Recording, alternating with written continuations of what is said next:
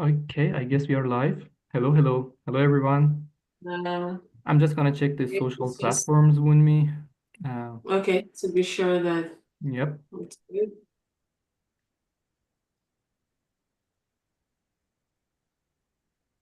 Mm, Let me mute here.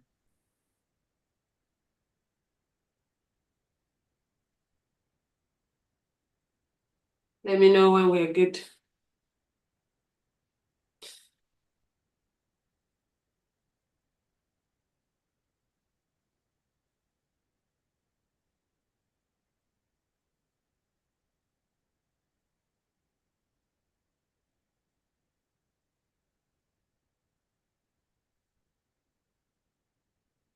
Okay, perfect. I checked and we are live on both platforms. Awesome, awesome. Well, welcome everybody. Welcome to Immigrant Techies Network. We are a nonprofit organization that helps immigrant professionals integrate into tech careers and businesses and ventures, and we help tech companies find tech talent. And part of what we do is community building essentially and future readiness.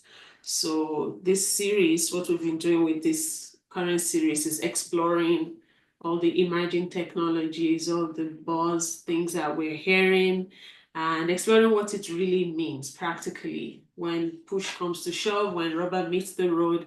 What does it really mean that quantum technologies are out there changing everything, artificial intelligence, blockchain, because sometimes the way these things sound, they could feel unattainable, inaccessible, because if there's no understanding, we feel like it's far out of reach and that there's no part I as an individual have to play in it if we don't understand it. So we are picking on these technologies to really demystify them, break them down to the components that matter, and what does it change? What does it change for us on a personal level, social level, economic level, and in building solutions, and what does it mean for us to rise up to that challenge to be future ready? So that's what we're doing tonight. And today we are exploring quantum technologies. And we have two very amazing guests. We have Dr. Jessica Oddan and both of them are from Quantum City or affiliated somehow. They will tell us more about what that relationship looks like. So the relationship with the University of Calgary, with Quantum City, with QAI Ventures, all of that. They will tell us a little bit more about it. And we have David Yiptong, oh my gosh, you're from QAI Ventures. I forgot what your title is. Director? I'm I'm the manager of the Kai Ventures Accelerator at Quantum City. Awesome, awesome. So yeah, Uh, let's hear it.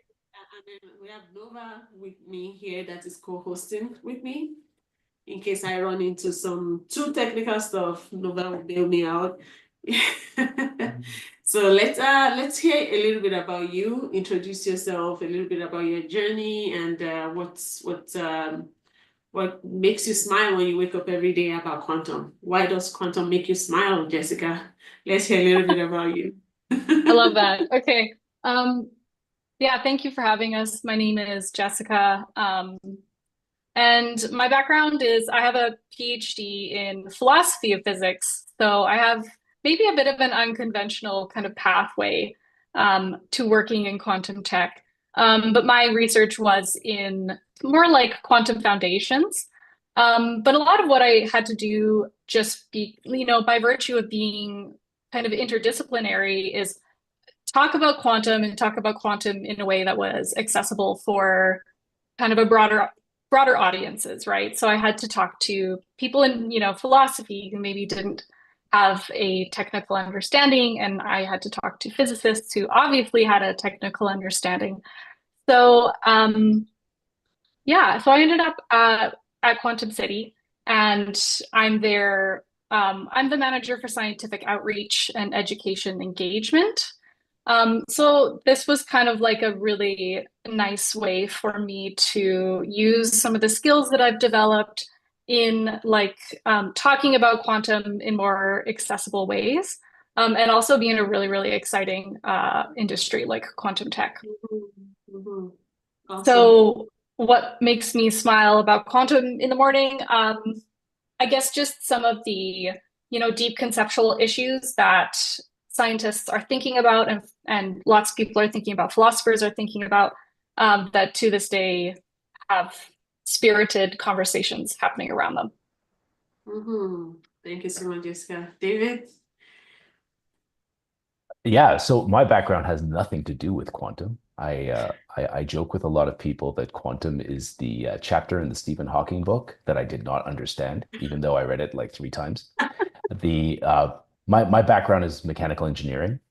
I spent a lot of time in telecommunications, and then I've been in the startup and innovation space here in Calgary for well over 10 years, and actually started building startup programming back in I think 2016. And so the opportunity arose to work with Quantum City and their partner, Kai Ventures, to actually bring a acceleration program focused on quantum startups here to Calgary. So I jumped on the opportunity. So it kind of brings all those different backgrounds and experiences together. What makes me smile about quantum is that quantum is still very new, as I think a lot of people know, in terms of commercialization. And if you're a fan of technology, if you're in the tech space and you think about all the technology that we use today and the sort of the history behind it or the story of how it got to be where it is today, with quantum, we're at those really, really early days. So it's actually kind of fascinating to be at this moment in quantum because we don't know where it's going to go. And there's a lot of potential there. And I think especially for Calgary, there's an opportunity there for the city and the province as well to get involved earlier rather than later. So I think that's what makes it interesting. Yeah, absolutely. When you introduced yourself and said PhD physics, maybe some people like you are like, oh yeah, I'm never gonna get it into quantum for any reason. And then we hear David, like, okay, I have nothing to do with physics. Like, oh, okay, maybe there's hope. Maybe there's hope for some. Yeah, and so I think that's an excellent segue. Yeah. There's room for everyone in quantum tech, right? Like there are so many skills that are required from such a huge variety of places. So yeah, like it's a big space and it needs to be filled by people with very dynamic skill sets. So don't be intimidated if you don't have kind of a specific skill set in physics. Like, yeah, there's lots of space. So Awesome. I think also just like all tech, for those of you who are in the tech sector, you realize that you can't just have software developers, right? You need people who understand the business case or the problems that are being solved. And you need those people that act as translators in between the developers and the businesses. At the end of the day, these technologies will become successful if they produce commercial value, or they deliver a value that can be um, quantified in some way. So yeah, there's a lot of room, I think, for people who have different diverse skill sets, who have different ways of thinking. Just like I think in the tech sector, we're seeing more people with a much better understanding of behavior and motivation, or especially when you're looking at things like websites, design, even human factors are starting to play into the tech space as well. So I think quantum will need all of those skill sets going forward. Wunmi, I cannot hear you. Can you hear me? Okay, yeah. Can everyone else hear me? Yeah, your sound level goes up and down. I don't know why. Is it the same for you, Jessica? yeah, I hear like fading and then coming back. So I'll change my sorry. Okay, Change good. to the So headphone, that is better.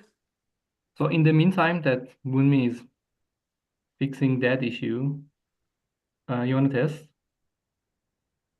Sorry, I'm trying to see if this works. Can you say something? Yeah. So I wanted to open a parenthesis for the audience.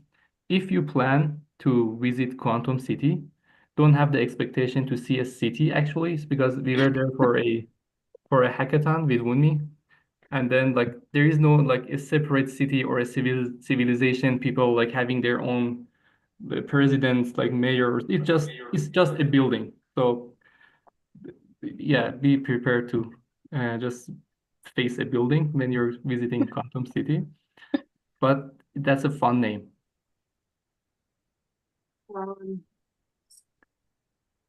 Sorry, do I still sound funny? No, good.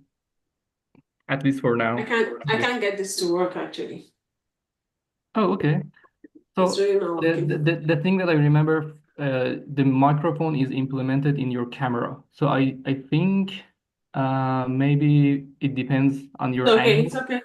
It's okay. Let's not get distracted. So let's get a little bit technical about what quantum really is, and let's start with you, Jessica.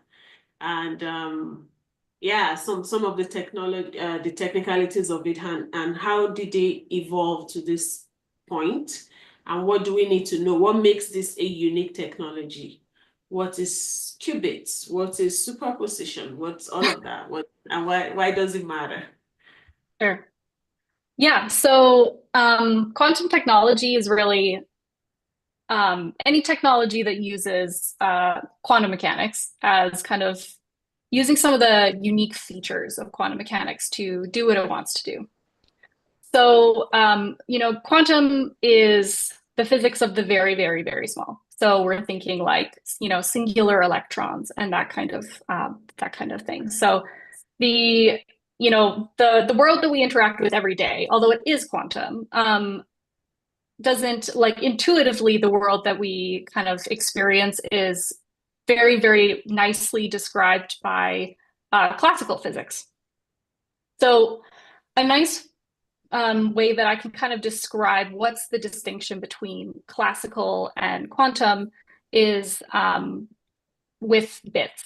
So bits are the way that classical mechanics, classical physics kind of works. So bits can have one of two states. So we can think of like a light switch, for example. It is going to be either, off or it's going to be on. So it's kind of have just like two states, right? And this is very intuitive to us. This is something that we kind of easily understand. Quantum mechanics is different. So quantum mechanics has the two states that classical mechanics does. So it has, say, on and off, but it also has something that's on and off at the same time. And this is one of the kind of strange features of quantum mechanics that gives quantum technology a lot of it, or really gives, quantum technology its kind of power, right? And you mentioned the word superposition. So superposition is that state of being on and off at the same time. And yeah, that's kind of like a very, very broad level of how quantum mechanics. Why is that important? Why is it important that it's able to exist in several states at the same time? What properties does that confer? It basically means that, like, when it relates to quantum technology, we can do things like computation can happen much faster. If we're talking about sensing, like quantum sensing, for example, we can make extremely precise measurements, like very, very precise measurements in ways that classical sensing doesn't allow us to do. So it kind of it gives us another tool in our toolbox that really we can't harness with just classical physics. Mm-hmm. Nova, do you have a burning question at this stage? Oh yeah, like I've heard of the term qubits. Is that like the term for the bits in the quantum physics, right? Yeah, sorry, I should have mentioned that. Yes. So yes, we have classical counterpart are bits, ones and zeros. The quantum mechanical counterpart is the qubit. Okay, so my thought process is that, like, for example, classical way is like if you want to solve a problem, you go this way or that way. And then, but in quantum, you can like explore many paths at one time. So for example, when we're talking about discovering a cure to cancer somehow, then we can, instead of just running a a CPU for thousands of years. We can do it like probably in 1, 2 years if we have enough power and electricity to power it, which was the topic of the previous months, like how to how to produce enough energy to run the AI and data centers. I guess quantum is also very energy hungry, right? Yeah, it is very energy hungry. And what is particularly challenging about quantum systems, and these are very active issues that quantum tech is dealing with right now, is that quantum systems are very, very delicate. So they're easily disturbed by vibration, by noise. A lot of them need to be at like extremely low temperatures. And so yes, they do require a lot of energy, but they also require like a bunch of other different ways to basically keep these quantum systems stable. Because if they are destabilized, we basically don't get any good information out of them. So, this is part of the process of the technology developing. And like quantum technology is developing well, but it is still quite a new area, right? It's still new technology. And at this point in time, there's lots of work to be done in order to make quantum tech very, very useful and applicable. So like I think the question is like because like when I say this and I immediately think quantum should be efficient. So instead of having a big computer heavy for energy, it should be less energy, but at the same time, I guess the trick is in the temperature. So to keep the temperature low, I guess that's where we need the high like amounts of energy. Is that right? Yeah, so like there's like very complex like cooling systems that have to be utilized in order to basically they're just like all of the kind of outside pressures that we just deal with all the time and that are really, not as much an issue in with classical systems. Quantum systems need to be isolated from, all of those interactions. In a controlled environment. Exactly. And those controlled environments are like very, very controlled. So that's part of why the technology is still kind of in the stage where it is. Right. Yeah, let's go to David now. So what applications are you seeing? I mean, not things that we're projecting.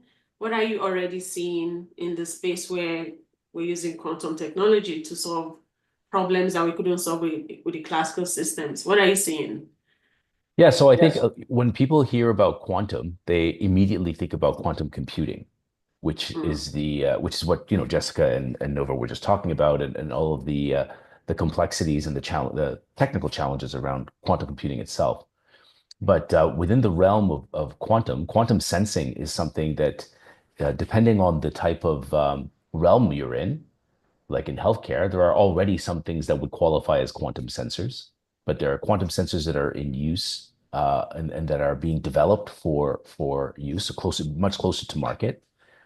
There are definitely things around security as well for communications, because one of the issues that is arising with the advancement of computing, as computers get closer and closer to being reaching the performance levels of a quantum computer, and as quantum computing becomes more and more closer to use for mere mortals, there is a risk that the quantum that computing power will actually break things that we take for granted, like encryption. Yeah. So there are other technologies that are out there that fall within the quantum space that are there to help secure communication channels against potential attacks, especially as computing advances. And so yeah, even around communications, there are quantum technologies that can be used to enable efficient communications and secure communications across distances.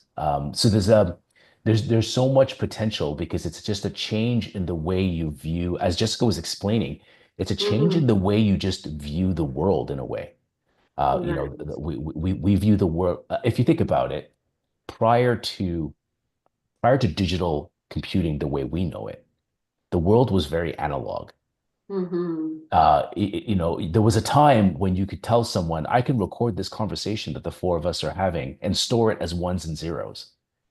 And there would be no usable reason to do that. right? And they would ask you, well, why? How is that in Right. any way useful to me? But that's how, but we live in the ones and zeros world, right? And that for us is very, very natural. But there was a time when this was completely unnatural. And I think we're in that stage now where we're in a ones and zeros world. There's a quantum world that's coming, and it's Mm-hmm. unnatural to us right I now. know. But eventually there will be utility to it, and we'll figure out how to harness it, and we'll figure out where it's actually the most useful. Because the ones and zeros world is not perfect, right? We still people still print out documents. People Mm-hmm. still have Mm-hmm. portraits taken. People still paint. People still, you know what I mean? Like there's still the need for the analog interaction. The digital world has just helped us augment it. The more I learn about it, the more sci-fi like it keeps sounding. Right. Yeah. Well, you got to be careful, right? Because we know how those movies end. Right. They don't always end well. Oh. That's true. Yep. I mean, now with AI, so now what happens with that merger of machine learning, artificial intelligence, and quantum computing? Like, what is that? I missed a little bit of that. You got quiet in like Oh, the middle of your yeah. No, sentence. I was talking about what you know how artificial intelligence has been advancing like crazy lately. This is still without quantum computing. So what does it look like now when quantum computing is used to train AI models, is used to run all kinds of possibilities and simulations? So what are we in for? Even in the world of artificial intelligence, by the time we add quantum computing to that. I don't know if David has a good question or sorry, a good answer for that, but I don't know. I got to be honest, I don't Yeah, know. The exactly. intersection, yeah, great question. The intersection of AI and quantum is going to be very interesting, right? Like you have the like, and yes, David also like quantum tech isn't just quantum computing. Describing it Mhm. in terms of quantum computing can be nice, but there's quantum communications, as he mentioned, and quantum sensing and quantum computing and lots of like finer details under that as well. But as it relates to AI and quantum being like, used in tandem, um, Mhm. yeah, the potential that you have a ton of like power to do things quickly, do things like model complex systems. And then if you're able to train AI in that, like, yeah, that would be very, very interesting. I'm not really up to date on the literature on that. Maybe So David has are something we to share. mhm. Are we at some point gonna each have quantum computers? Is that where we're headed? Or is it more, are they specialized tools and we're still gonna have our classical computers? Is that gonna be a new PC? I mean, I'm very invested in this First sci-fi of all, world. I need a 3D printer and a quantum computer, please. Well, why a 3D printer? You should have a 4D printer. Oh, yeah.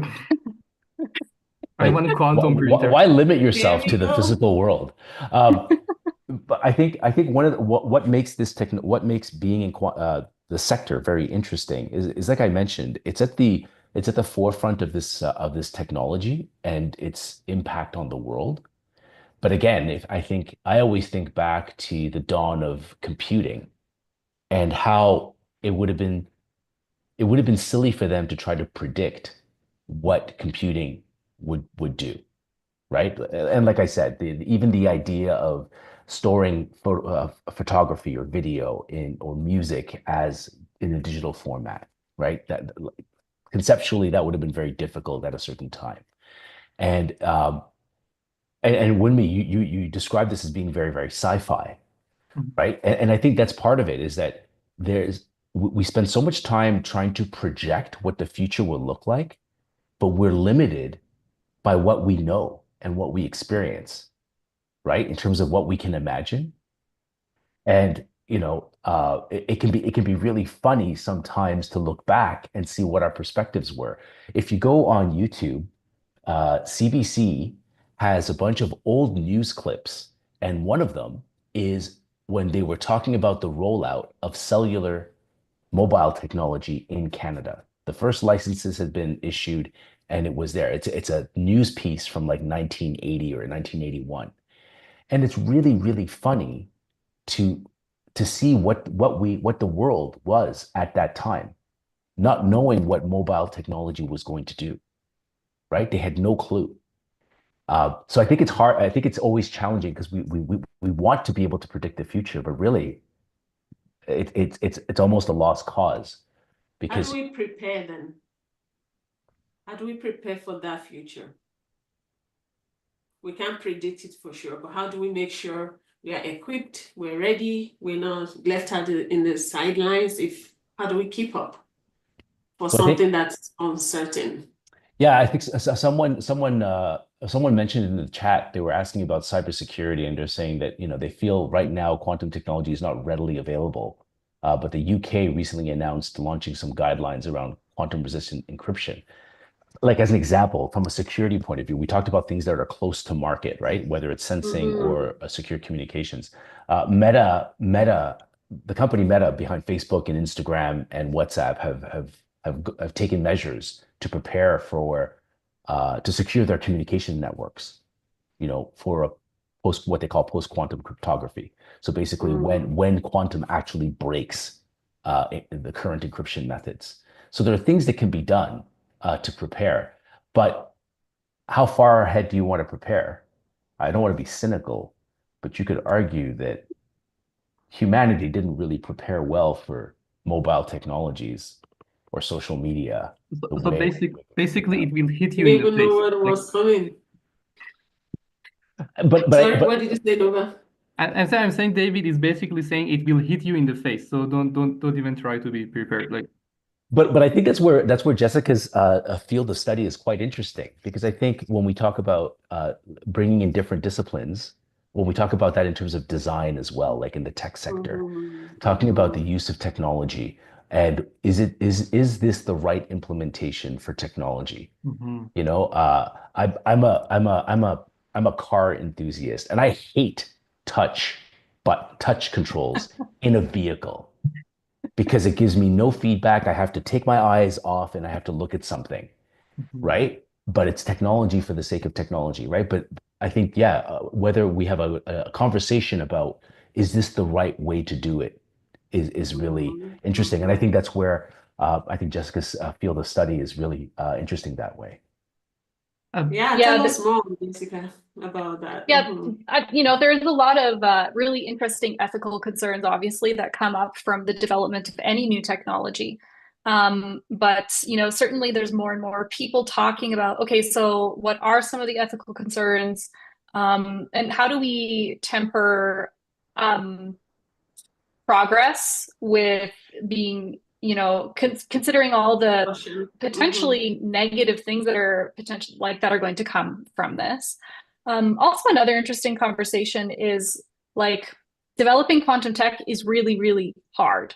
And what it does require is a lot of collaboration with scientists, with governments, with people in the quantum solutions space. But how do you kind of measure collaboration with protection, essentially, right? Like, in Canada, quantum is considered what's the term for it? A sensitive research area, right? So there's always that balance of like, yes, you want to collaborate with people, but there's like complex kind of dynamics in terms of relationships that are happening kind of in the background of that. And yeah, like quantum systems do require lots of energy and yeah, it's a very interesting, like I think the kind of ethical frameworks that are going to be developed in light of quantum technology are, some people are working on that, but that will be, I think we're probably going to hit a point where that really needs to get developed fast. So just another thing that will be interesting to see where that all kind of goes. Wunmi, I know that we have promised to cover a couple of topics, but like I just want to add to you asked the question about the intersection of AI and quantum. And Jessica touched points on data and how we tackle like we use data and manipulate data under. So I'm just thinking, and correct me if I'm wrong, because the data is still the same as it was before. So if you have a camera, if you have a GIS data, if you have any kind of data, the data is the same. It's the quantum sensing, for example, or quantum measuring. It just changes how precisely we can detect or measure data, like how to analyze it, right? So when you're talking about AI and like training AI, how to use that data, it actually comes down to how efficiently and more accurately detect, measure, use that already exist in it. So we are not changing the data is the same. It's how we interact with data, which is quantum is much more efficient and we can do much more with it. Yeah, and how fast you train the models. Exactly. Like right now, every single day, there's some new AI tool being launched every day, Mhm. and that's still without quantum. So Yeah. that's what I was saying. Mhm. For someone like me with a limited intellectual capacity, the best explanation that I had was from a gentleman called Martin Laforêt. And if Martin is watching, I'm stealing this from you right now, Martin. He's with Quantiset, which is a quantum-focused VC firm, and he's based out of Quebec. He's a quantum physicist as well.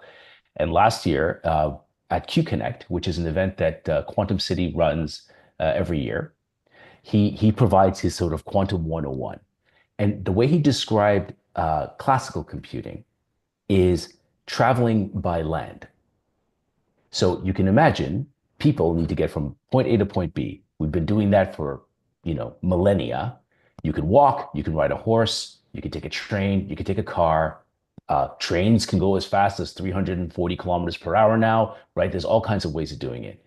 And then he said, that's classical computing. Quantum computing is flying. So yes, it's faster, but it's also very, very different. It's a paradigm shift in how you manage it. And there are situations where it may not be the best way.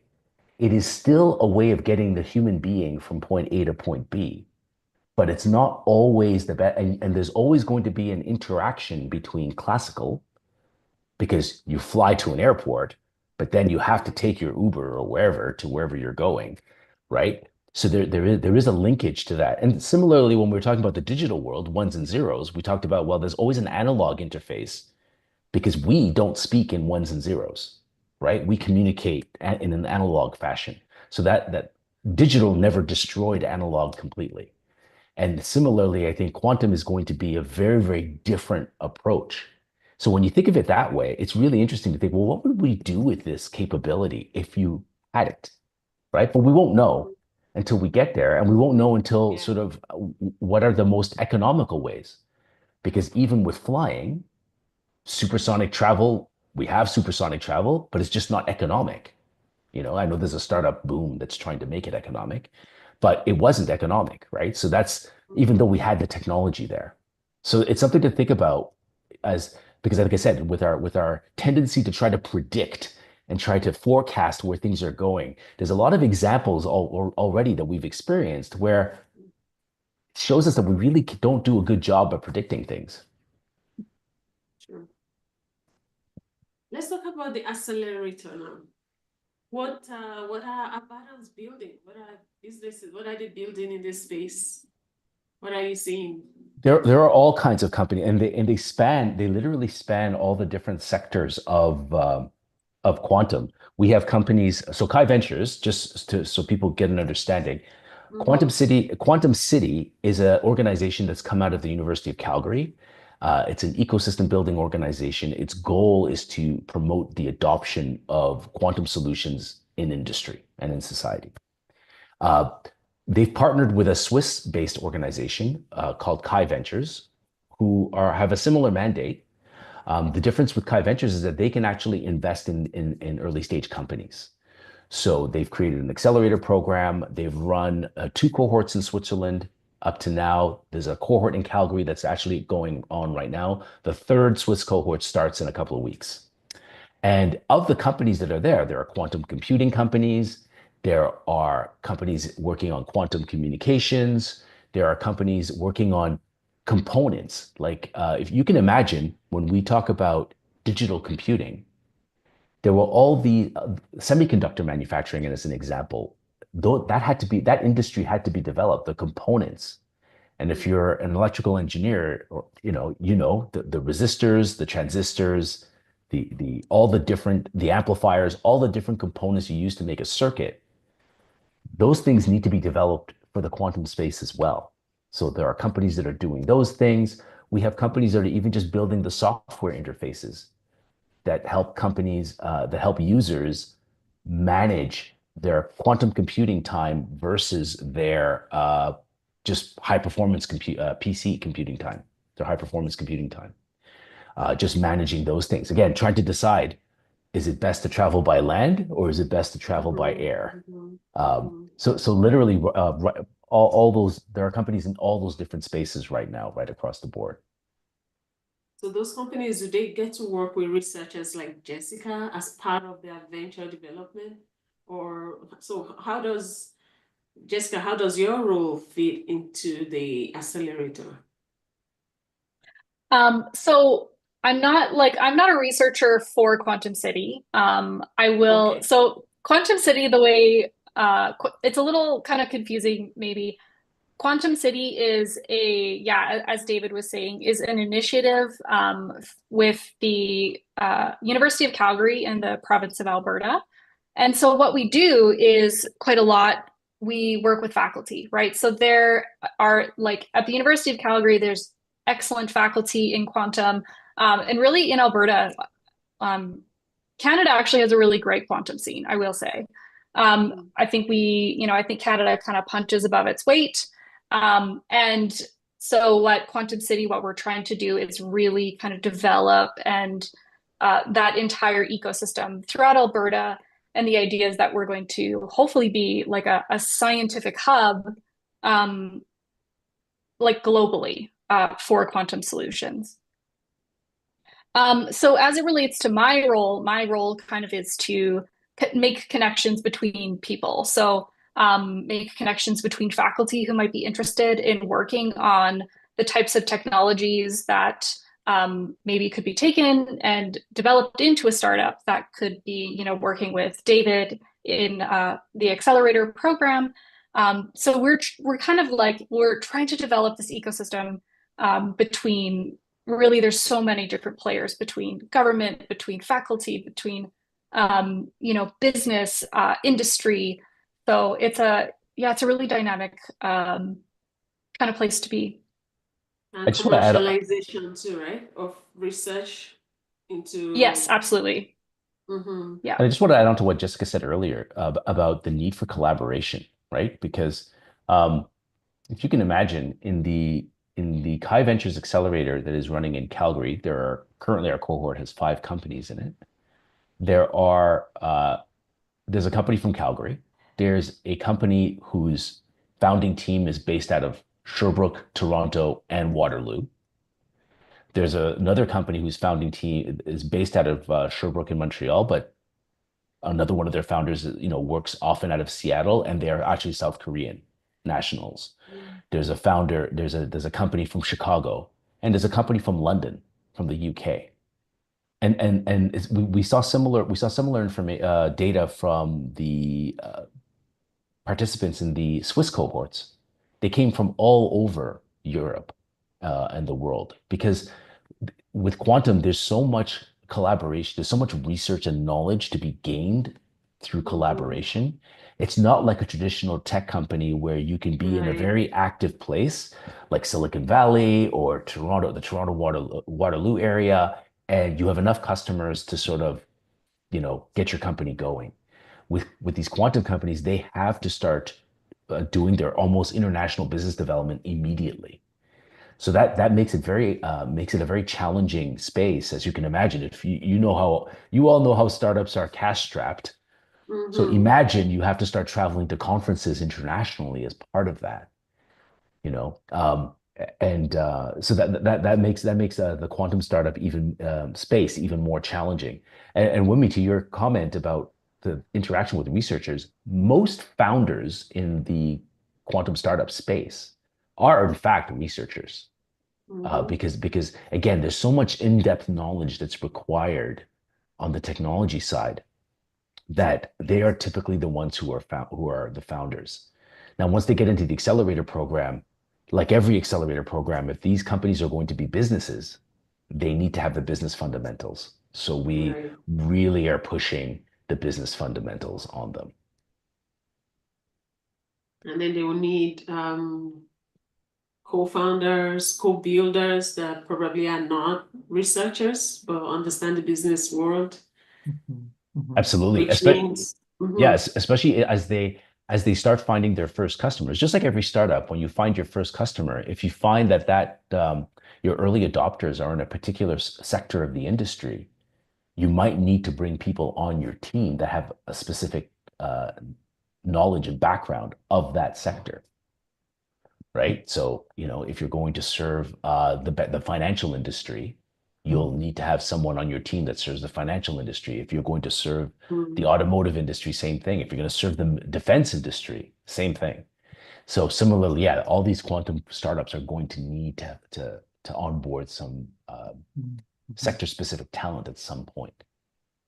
yeah, which is why, like Jessica opened, that there's space for the non-physicists and non-mathematicians in the world of quantum. That's exactly it. Yeah, absolutely. What's interesting to me, like about what David said, that most of the founders of these quantum companies are actually researchers. So that just like I love how this talk is connecting everything back together. I'm quoting someone very famous, and I'm not just mentioning the name like David did. So you can only connect the dots looking back. So you cannot connect dots looking forward.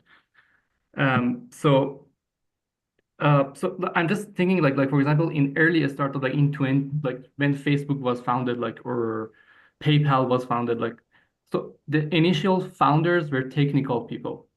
Whereas that was the beginning of an era. And like now we see like designers, like people from UX design, graphic design is starting tech companies. So over time, more people are like become founders of tech companies without having a technical background, right? So now it just connecting the dots. David said that we are at the start of a phase of like quantum future. So right now we are at that stage that like the first companies are coming from very, very technical people, researchers who know what's happening. But I'm just guessing maybe in 10 years now we have like people coming from graphic design and starting a company in quantum. Well, think about it. We're all part of this. Every single one of us who's on this call right now is sitting in front of a computer. We all operated a computer to get onto this call, right? If you go back in time to operate a computer, you either had to be a mathematician or you had to be an engineer, right? Because you had to understand how the machine worked. You need a whole room to put your computer in. Well, that too, yes. And all it could do was add really quickly, right? Like that's it was a really large calculator. And if you think that's where we are now, and Nova, as you were speaking, I was thinking about space travel has gotten that way too. You can argue about whether it's the right thing or wrong thing to do to be sending civilians in space like Blue Origin is doing. But think about what space travel was before. Like you had to be a pilot, you had to be trained as an engineer and a pilot to do those things. And literally now they're sending up civilians who have never flown an aircraft before. It's getting to that point. So I think we're at a very early stage now where quantum still needs that deep foundational knowledge to drive the technology forward. But yeah, in the future, once it becomes more ubiquitous and more available, will it change? Because we all operate computers without knowing machine language, right? Yeah, I'm just like trying to encourage the audience. If you are in graphic design, don't be afraid. Like, don't repeat the same mistakes that you did 10 years ago. 10 years ago, you didn't start a company because you didn't know what is tech. Right now, don't be afraid. Start a company in quantum, and whether you don't understand it or not, just go with it. Maybe not today, not right. Yeah, maybe tomorrow. Well, so Nova, that brings up a really interesting point, which I'll plug that. I mentioned sort of Meta was preparing for sort of their post-quantum cryptography future. the University of Calgary, there's other organizations as well that are basically setting up programs to help industry Mhm. start gaining that knowledge on quantum. Not again, not that they're necessarily going to integrate it right away, but that they need to have this knowledge Mhm. before they get, like you said, hit in the face. And Mhm. if you think about it, unfortunately, mobile technologies, the internet, all of those things hit industry in the face, and they really didn't know what to do with it in the early days. Mhm. But there's been so much warning about quantum, especially from a security point of view, and about the fact that it's coming, that this is an opportunity now, I think, for people to start getting the base knowledge. And I think those are some of the things that the University of Calgary is trying to do. And I think that some of the work Jessica's doing as well with the student organizations Mhm. within the UC so that they're ready for commercialization. Mhm. So from the perspective of education and not necessarily research, after this, please, audience, if you have questions, please get ready to ask after this question. So, it's one thing to do a lot of research into quantum technologies and all of that, but how about education? Like, is there going to be a degree now in quantum? Do we already have it? So are there educational offerings that are also preparing students and people in high school right now? Do they know this is now an option I can take? Do you think the educational system is doing right by us in that space? Yeah, excellent question. So actually, I will plug the University of Calgary has a professional master of quantum computing. Um, and what it's doing is trying to get students from that program to be able to go into industry, basically, and be advisors, for example, on how, okay, so, your company does this set of things. Could you integrate quantum in some meaningful way? Or no, maybe these aren't great cases for quantum because of these reasons, right? So I think more and more you're seeing higher education investing in having students um, gain those skills as it relates to quantum technology specifically. And I think honestly, you're just going to see more and more of that as quantum tech develops, because it's projected quantum tech is going to be an enormous industry. And so, like, yeah, how do we prepare young people or people who want to reskill to be able to be in that really kind of burgeoning dynamic area of technology? So you do have a What would few be universities doing the that. All right. What would be the prerequisite for such a master's program? What does the first degree have to be? Do you know? They would have to have a pretty solid basis in mathematics, statistics, like basically a STEM background. Yeah, like should have taken like quantum mechanics. You need to know linear algebra. Like you have to have a solid mathematical foundation. Um, yeah, basically that. Yeah, I'm saying this for the person that is thinking, I want to go study master's in software engineering. Don't do it. Go do quantum mechanics instead. Well, the thing about software engineering, and that's the thing, you still want that base knowledge to start, right? Because there are people who are doing a lot of work, whether it's especially on the algorithm side, that would come from a software Yes, in engineering that side, background, yes, yes. right? And that goes back to what you were talking about, when you were mentioning sort of AI and that there will be a transition. I think similarly with all the tech that exists out there, there will be a transition, and Mhm. kind of like how, we well, a lot of you on this call may not be old enough to remember, but there was a world before email in the office, right? And the only people who knew how to type were the people who knew how to use typewriters, right? And I remember my dad typing when he had to type his first email, he could only use these four digits to type, right? And but so there needs to be a transition, right? Like when you go from one to another. And the people, and when you were asking, how do we prepare?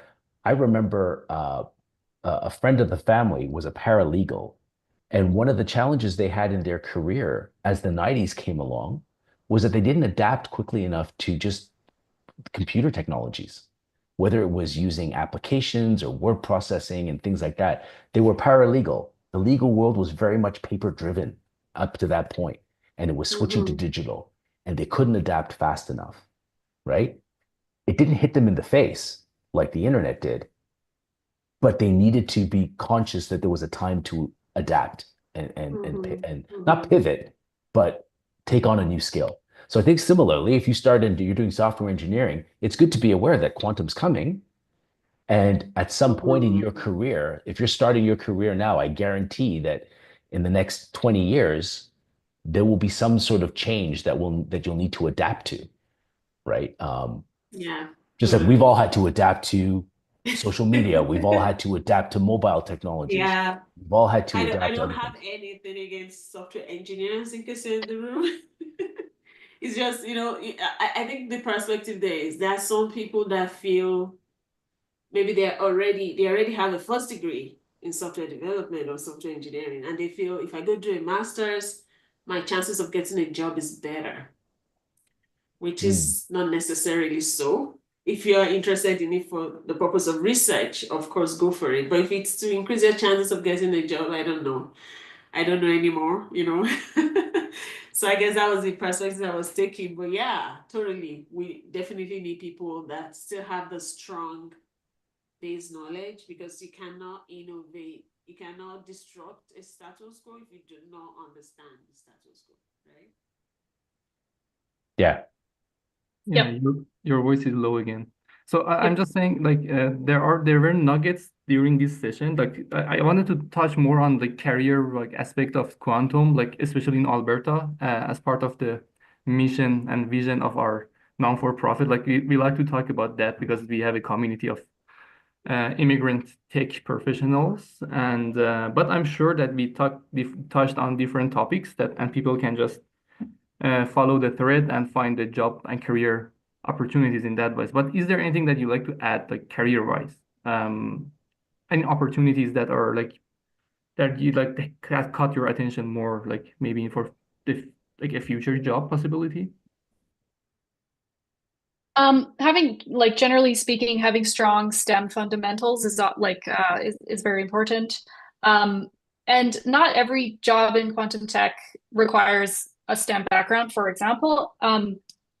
But not all of them are going to require a master's either, right? So you might, like, as quantum tech grows, there's going to be just a big demand for like people to be in the space. So it's not necessarily the case that you will need an advanced degree in order to contribute to the quantum tech space. Um, and since quantum tech is so collaborative and since it requires, people to be skilled in many different areas, don't neglect your soft skills, right? Like, so you need to be able to talk to a variety of audiences. Like, think about trying to sell whatever you're trying to sell, like your research or the company you have to academics, to industry, to government. Like, you need those soft skills. Those are very important always. But I think especially when in quantum tech, you are working in interdisciplinary teams too. So your ability to communicate is very important, not just your STEM skills. If I was to make a comment, it would be just a very uh, generic, and not generic in a bad way. But when you think about managing your career, it's really about uh, no one has a single job career anymore. I mean, I guess there might be some exceptions in some government roles and things like that, but most people are having to transition at some point in their career to a different industry or a different type of job, right? And the more inquisitive you are and the more curious you are, and as long as you maintain that eagerness to learn, that's what basically gives you the tools you need to adapt, right? And I think that's really, really important. It goes back to that example of that family friend I was talking about, the paralegal that really got pushed out of their career space because they weren't adopting the technology that everyone else was adopting around them, right? So they were being resistant. So I think being aware of quantum is one thing. I think it's good not to be afraid of it. And if it interests you, then yeah, let your curiosity shine and learn about it. But at the same time, I think you have to look at it with sort of with a realistic lens that you don't have to dive into it completely. You could if you're already working in industry, it might come to you, is what I'm trying to say, right?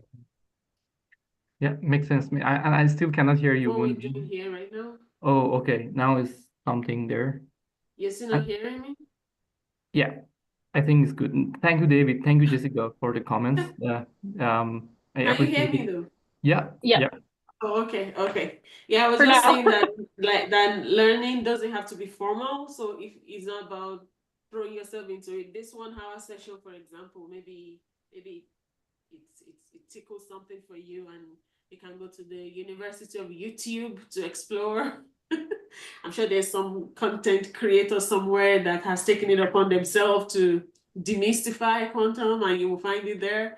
So there are so many ways to learn. It doesn't have to be formal and But like everything with the University of YouTube, I know, right? approach with caution. Yes. Buyer beware. Absolutely. I did want to say that. Yes, you're 100% correct. You don't need to have a formal education, but make sure you're accessing good sources when you're learning about quantum, because quantum very easily falls into the kind of like fantastical, mystical land. And it really just Right. isn't that, right? So, look at reputable sources and you'll get good information. Yeah, thank you. Thank you for that. Any questions? We have not heard Uh, any question from no, no, the I checked the social medias for questions. I didn't find anything 5 minutes ago. So I guess if anyone has a question, they can post it on LinkedIn, YouTube, and I I hope. just want to be sure that there's no question.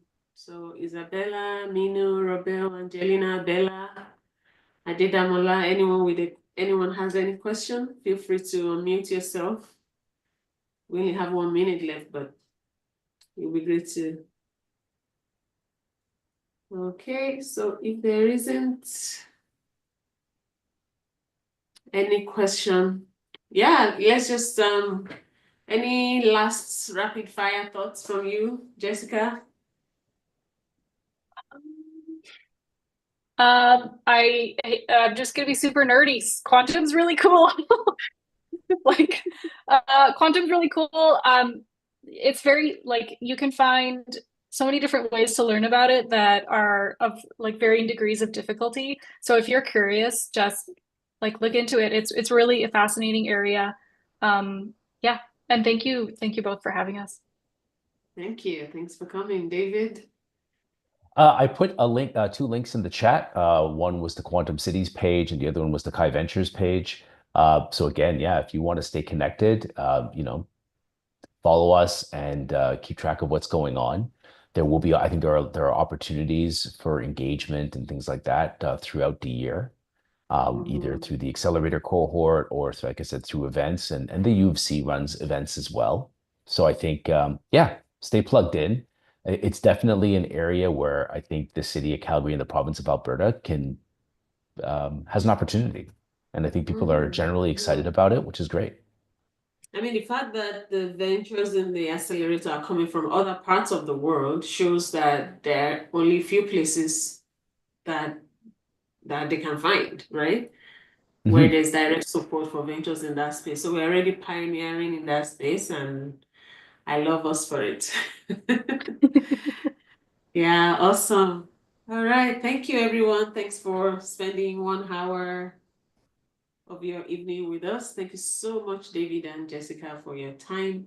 And is LinkedIn a good way to stay connected if people wanted to reach out more with you For sure. personally? I know you have given us the links and Yeah.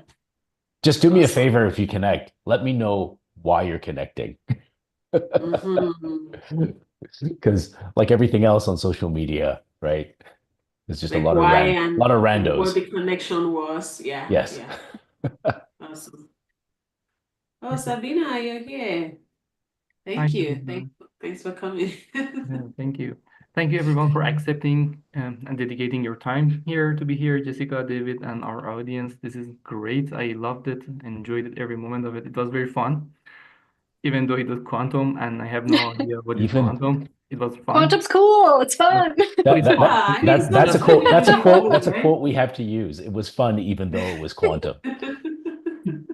I mean, like people are like expecting to be it's very high level and not, but it was fun. I understand it even though I'm not technical that much, especially in quantum. I'm just zero, right? So like I hope that in future Quantum City becomes something fictional. Like when I enter next time at the Quantum City, I see like people flying like zero, like a copy You of want an David, actual like city, that. right? I also hope for that. It's just an old building with some banners that says, "Here is the Quantum City." Like, come on. Hmm. That's great. Yeah. And something we didn't get enough chance to explore are the possibilities, like what it could mean practically when we can really apply quantum to solve problems, like Mhm. problems in healthcare, in logistics, all the amazing, mind-blowing things that can happen. Mhm. So Mhm. yeah, people read up on that. Yeah. And I shared the links that David shared in the chats on LinkedIn, so people can just follow up there also. Yeah. Awesome. Perfect. Okay. Well, thanks everybody. I'm gonna stop the live stream. I'll leave the room open for about 5 minutes, just if anybody wanted to stay back. But feel free to drop off the call. Thank you so much, everyone. Thanks.